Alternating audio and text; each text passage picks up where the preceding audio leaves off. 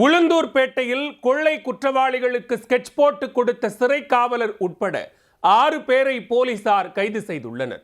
கொள்ளையர்களுடன் போலீஸ்காரர் கூட்டு சேர்ந்தது எப்படி?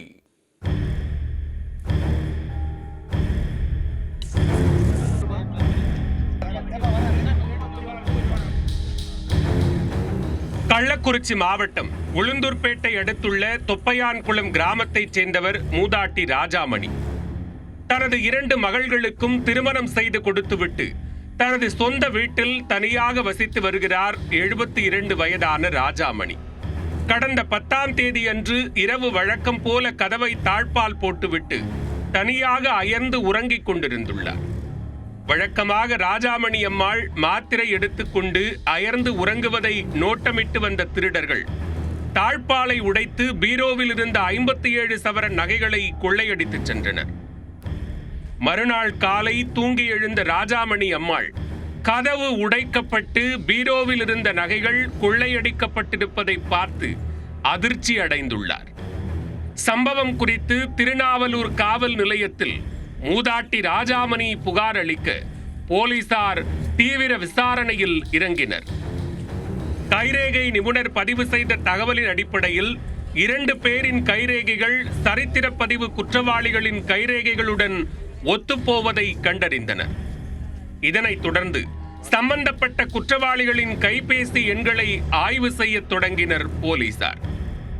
அதில் அவர்கள் சம்பவம் நடந்த இடத்திற்கு முந்தைய தினம் மற்றும் அதற்கு அடுத்த நாட்கள் அவர்கள் பேசிய பதிவுகளையும் கண்டறிந்து துப்பு துலக்கினர். சங்கராபுரம் காவல் நிலைய சரித்திர பதிவேடு குற்றவாளி சரவணப்பாக்கம் பகுதியைச் சேர்ந்த உதயா என்பவரின் கைரேகையுடன் ஒத்துப்போவதை கண்டறிந்தனர். தொடர் விசாரணையில் கொள்ளையடித்த நகைகளை ஏரிக்கரையில் வைத்து பங்கு பிரித்துக் கொண்டிருப்பது தெரிந்தது. இதனைத் தொடர்ந்து அங்கு விரைந்து சென்ற போலீசார் ஏரிக்கரையில் நகைகளை பங்கு பிரித்துக் கொண்டிருந்த கும்பலை மடக்கி பிடித்தனர்.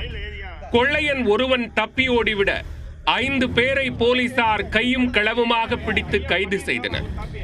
பிடிபட்டவர்களிடம் மேற்கொண்ட விசாரணையில் அவர்கள் சுபாஷ், கஃபாருதீன், சுதாகர், உதயா, மாரிமுத்து என்பது தெரிய வந்தது. திருடர்களுக்கு கடலூர் மத்திய சிறை காவலர் ஞானமணி உதவி செய்திருப்பதும் விசாரணையில் தெரிய வந்தது. தொப்பையான் குளத்தைச் சேர்ந்த ஞானமணி என்பவர் கடலூர் மத்திய சிறையில் சிறை காவலராக இருக்கிறார். மூதாட்டி ராஜாமணி தனியாக இருப்பதை அறிந்த காவலர் ஞானமணி இது குறித்த தகவலை திருட்டு வழக்கில் கைதாகி சிறையில் இருந்த கொள்ளையர்களிடம் தெரிவித்திருக்கிறார். கொள்ளையடிக்கும் பொருட்களில் தனக்கும் ஒரு பங்கு வேண்டும் என்று காவலர் ஞானமணி கூறியதாக தெரிகிறது. ஞானமணி போட்டுக் கொடுத்த திட்டத்தின்படியே கொள்ளையர்கள் சுபாஷ், கஃபாருதீன், சுதாகர், உதயா, மாரிமுத்து ஆகியோர் மூதாட்டி ராஜாமணி வீட்டிற்குள் புகுந்து கொள்ளையடித்துள்ளனர்.